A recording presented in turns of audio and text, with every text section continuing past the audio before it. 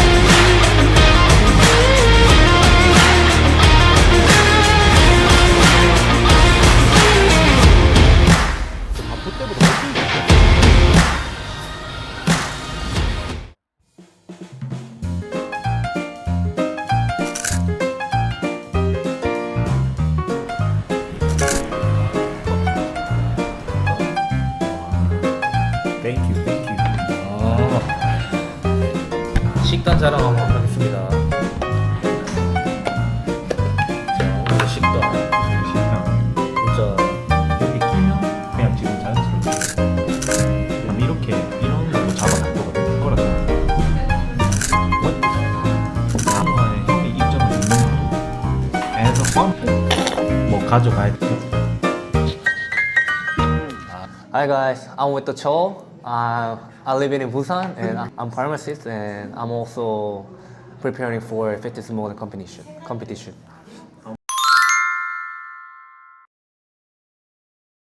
You always take.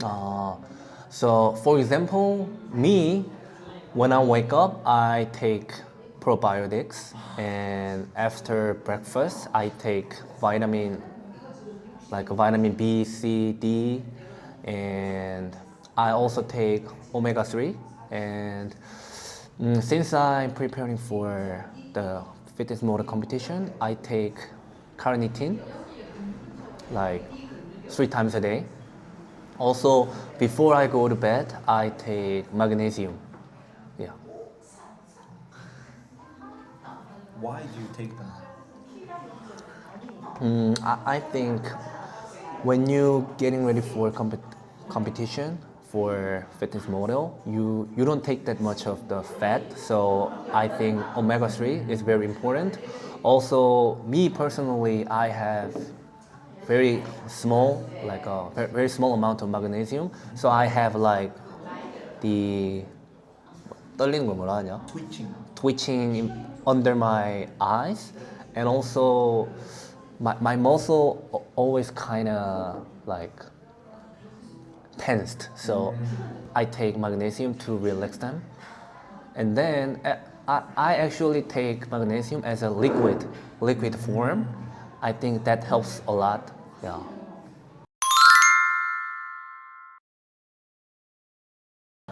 Some things that just pop in my head is put the plates you use back after your workout.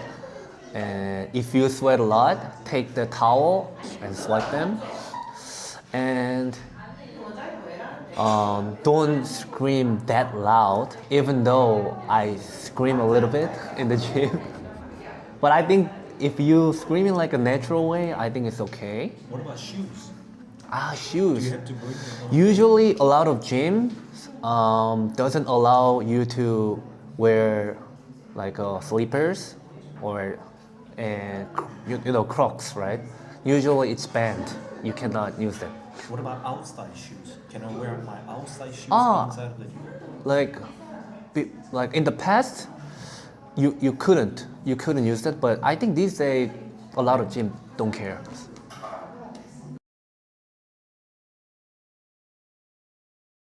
If you want to do body profile in Korea, you have to contact photographer first. Some famous photographer, you have to ask them in advance at least 1 or 2 months, and then you have to pay a little bit in advance, and then probably you prepare yourself and you work out and you go on a diet, and then you take a photo and they will edit them a little bit and then you get the picture. But usually I did that twice, right? So usually I had like 3 or 4 months to prepare. But the price? Price, what's the price? Price is so Depends. so for me, yeah, it depends on the photographer. But for me in Busan, only to photographer, I paid around like 400 to 500K only for photographer. Yeah, apart from workout money or diet money, apart from that, only photo shoot. only photo shoot, yeah.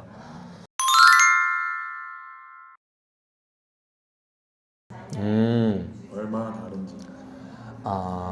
So in body profile, in the photo, size doesn't really matter. The most important thing is how shredded you are. So diet is very important. Even though you're very small in the actual size, photographer will do the work. Yeah. So So it's different, a lot different. yeah, but you have to have very low fat. And dry. Yeah, dry.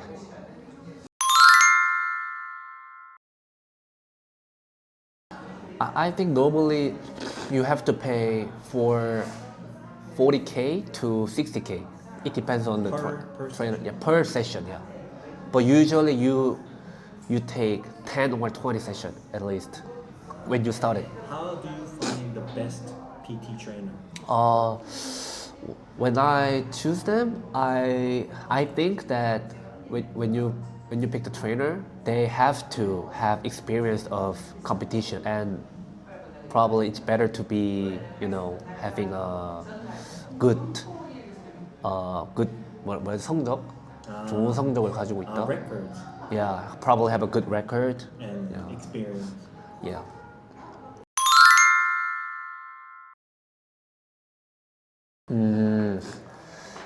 I guess a lot of people who's visiting in Korea are interested in cosmetics and probably skin, right? So I usually recommend the Econon. That's a Korean product that you can get it very easily. Also, Noskana is for scar, but it's very popular for Korean guys to get. We have that Agelia cream in Korea, but it's kind of hard to get. You have to get around a lot of pharmacists. Where? But Why? that cream has a lot of evidence and data, and that has improved people's skin. But how does it improve the skin? Does it clear the skin? Does it remove? It has many good effects. So, for example, it kind of helps you to kill bacterial germs, and also it makes your skin a little bit whiter. Yeah. Yeah. And probably less dry. Less drier. And it's probably a little bit expensive than How much? other products. Probably 30K in Korea. 30K. Yeah. Not I just strongly recommend. If you think it's very effective, you can buy it, but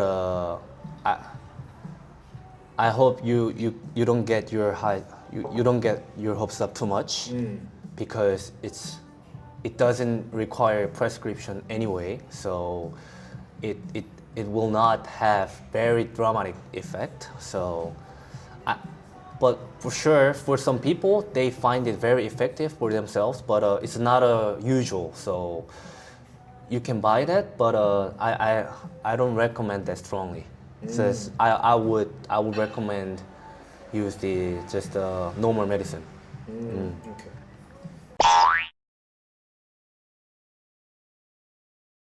Ah, okay. So I personally think that when people talk about how strong the Korean medicine is, I think they say that probably the doctor prescribes antibiotics very easily, even in the very small cold. But it's kind of true that because we have in Korea we have like very big insurance, so we don't pay that much money when every time we go to see a doctor. So it's kind of they have tendency to prescribe a lot of different medicines in the small disease. But if I talk about the dosage of some like a painkiller or anything like that, Korea dosage is not that big. So for example, ibuprofen or isotretinoin for acne, if you look at the dosage we use, you don't think it's very big compared to Western guys. So Asians use probably less dosage than Western guys.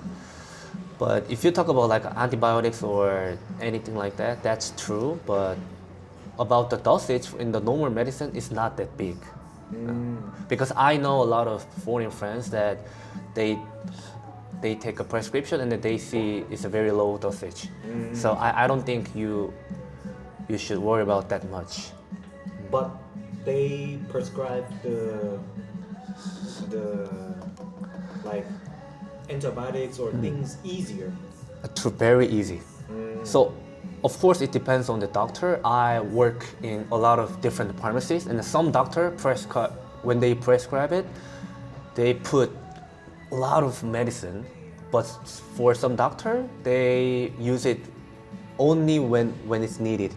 Yeah, so it's very difficult to like recognize. Yeah. But it is true. I think normally when I see patient with some specific disease, I find it is a lot. I find it that doctor usually prescribes a lot of medicines. Yeah. But I think that's also because that when patients get a lot of medicine, probably it would have higher chance to work. So they think, oh, it's working. So they keep going to that doctor. And then probably for some doctor who prescribe as less as they can, probably they have get less money.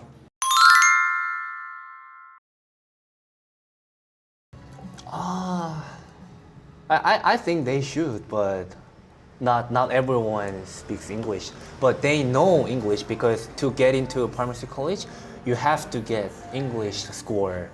But it's not about speaking. So I think they know very basic grammar or very basic English. But majority of pharmacists, I don't think they speak like like fluently. Yeah.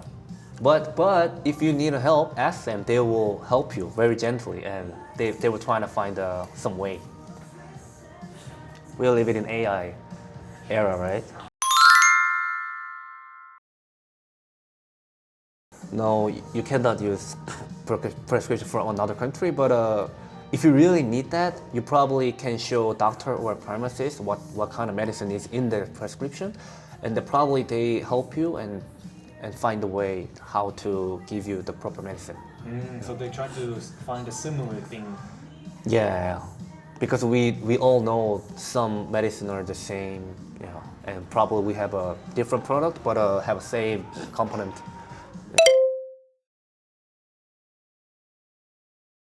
Yeah, with my job tattoo, You got a tattoo. you can count on me.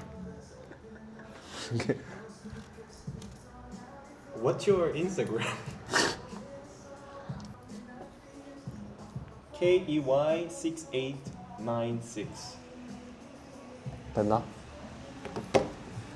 I hope you guys love this channel and put a lot of support to the show.